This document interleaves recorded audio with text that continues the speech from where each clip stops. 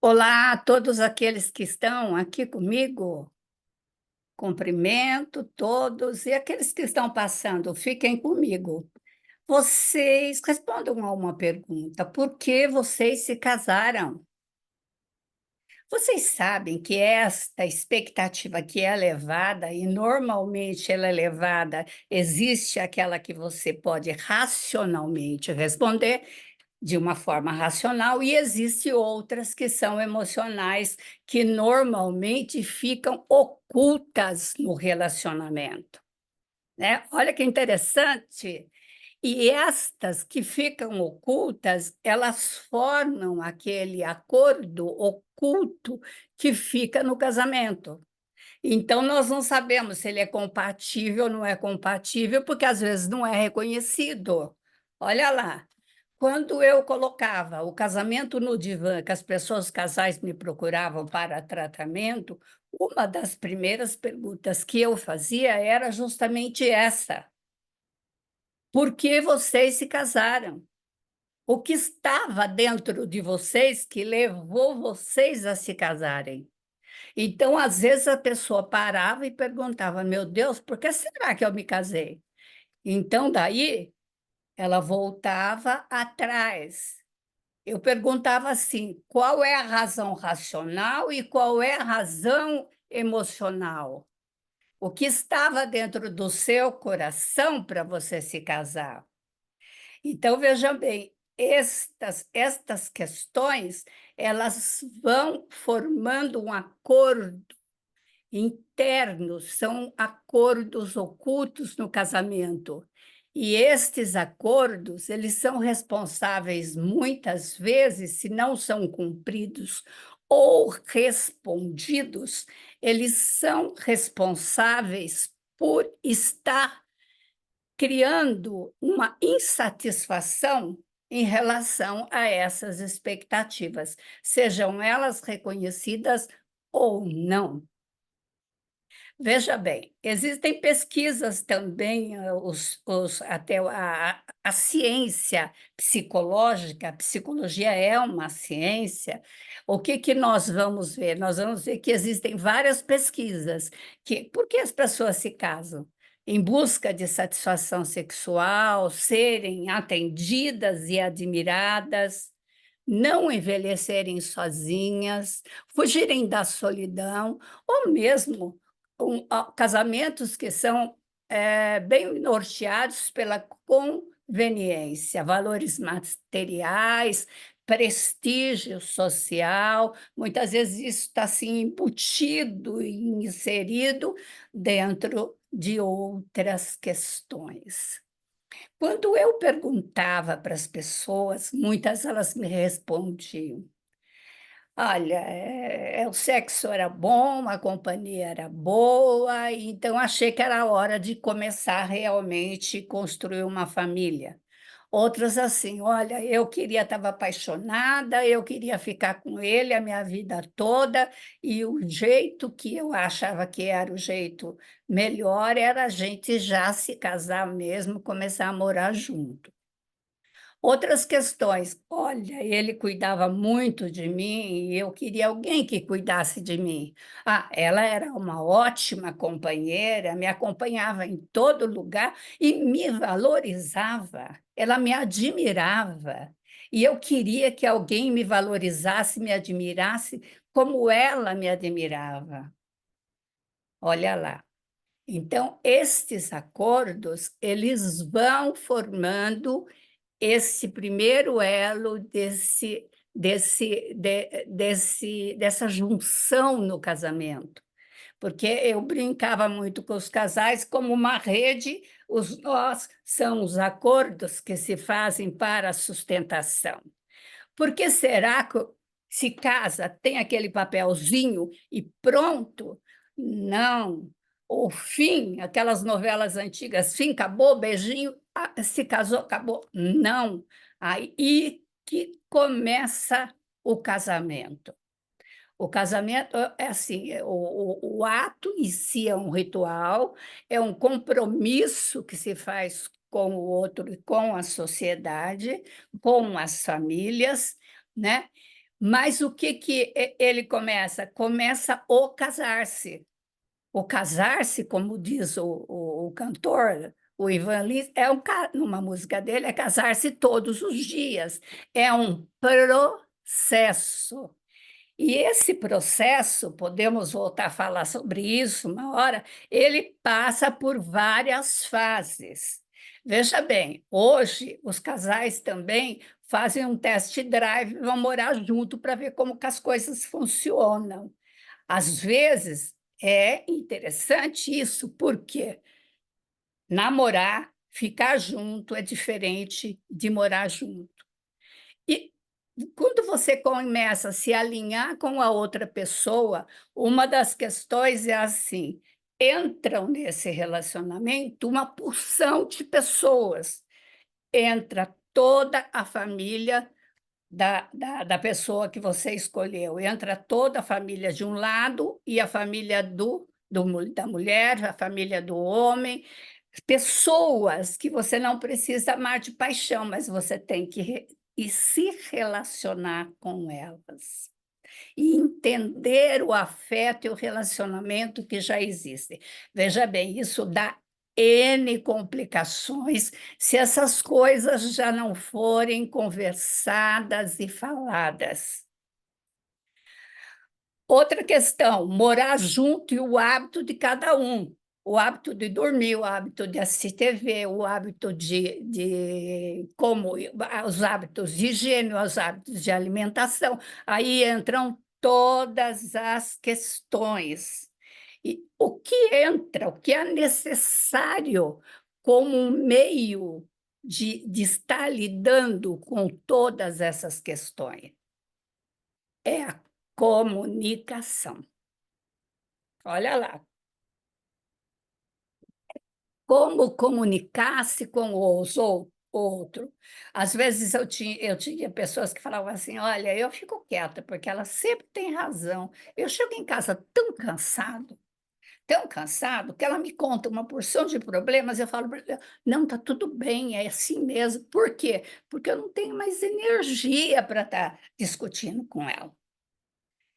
Né? Então, não tenho mais ânimo para estar fazendo isso.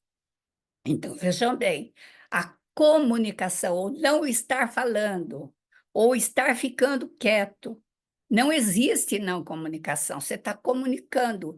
Existe a comunicação verbal e existe a comunicação não verbal. Todas as suas atitudes, a maneira como você olha, a maneira como você conversa, ela é extremamente importante. Então, o hábito de comunicar-se com a pessoa com a qual você quer conviver mais tempo. O que, que é importante? É importante que você estabeleça maneiras de se comunicar. Existem regras, algumas regrinhas que são extremamente importantes. Primeiro, não fale em pé, não fale no carro, não fale fazendo outras coisas. Você quer conversar? Abra um espaço no seu momento de convívio com essa pessoa, de sentar, olhar para ela e conversar. Outra situação, não faça isso. Não faça isso. Você que é culpado, você que faz, você não sei o quê. Quando você agride a pessoa, você não está criando condições de estar conversando com ela. Então, é muito importante no relacionamento, veja bem, a gente estava falando por que casar-se. Quando você casa, é interessante você construir, além de conviver com estas pessoas, como amigos e tudo mais, você precisa criar uma entidade, a gente chama uma subjetividade, o nós. Se você não criou o nós, ele fomenta o casamento.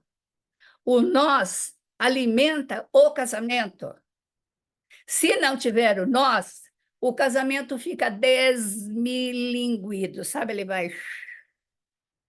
perdendo toda energia, toda força e muitas vezes perde todo o propósito.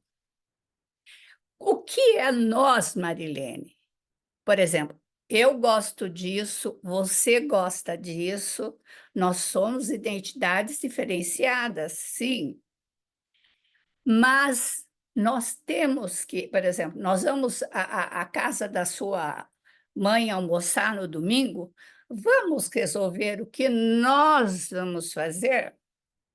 Nós vamos tirar um momento, um final de semana para estar fazendo uma viagem. Vamos resolver juntos o que nós vamos gostar de fazer? Nós vamos sair à noite com os nossos amigos ou nós não vamos? Então, isso tem que, assim, o nós tem que fazer parte da verbalização, para ele se constituir como uma identidade forte no casamento. Porque depois, conforme o casamento vai avançando e as fases vão se somando, quando você tiver filhos, mesmo que cada um lide de uma maneira, precisam muitas vezes conversar o que nós vamos combinar, o que nós vamos fazer juntos. Estão percebendo? Então, veja bem, o que é interessante? O casamento é um exercício de confiança e de muita paciência. A pessoa que não tem paciência, que não sabe ceder, porque às vezes você cede uma coisa para que, em outro momento, a sua opinião, o seu desejo seja o que prevalece. Então, os dois precisam estar nessa dança. É como se fosse dançando no ritmo que possam avançar. Se as pessoas não dançam no ritmo que possa estar avançando através do tempo, passando pelas dificuldades e problemas que existem na vida de todo mundo, o que acontece? Ou o relacionamento se fortalece, vai estar se fortalecendo cada vez mais e se tornando resistente, ou vai se enfraquecendo e minando cada um, porque as pessoas ficam doentes dentro de casamentos também. Outra questão extremamente importante que mostra a maturidade das pessoas que estão convivendo juntas. O que é? É lidar com as diferenças. As pessoas elas querem mudar o outro. Quando elas vivem com alguém, ela quer que o outro se adapte àquilo que ela quer, do jeito que ela quer. Não existe isso. Ninguém é igual a você. E se fosse, olha, ia ser muito chato. Às vezes a gente não ia aguentar conviver com essa pessoa igualzinha a gente, porque teria as qualidades, mas também teria os mesmos defeitos. Agora, veja bem, meus queridos, lidar com a diferença é um dos problemas mais sérios que compromete o casamento. Porque quando existe essa diferença, quando as pessoas não sabem se comunicar, não sabem ser compreensiva, não sabem responder um pouco à expectativa do outro, entendeu? Vamos supor, uma pessoa casa porque ela se sentiu valorizada e querida por aquela. Quando ele se casa, aquela mulher começa ali, ó, apontar o dedo, apontar o dedo, apontar o dedo e diminuir a autoestima desse homem. Ou então vice-versa. Começa a agredir essa mulher, é uma mulher que gosta de independência, gosta de fazer as coisas, e esse homem vai tolhendo, tolhendo, tolhendo. Chega uma hora que tem que dar um grito de liberdade. Então, vejam bem, olhem para vocês mesmos. Pare um minutinho assim. Veja, o que racionalmente eu queria do casamento e o que emocionalmente eu queria desse casamento.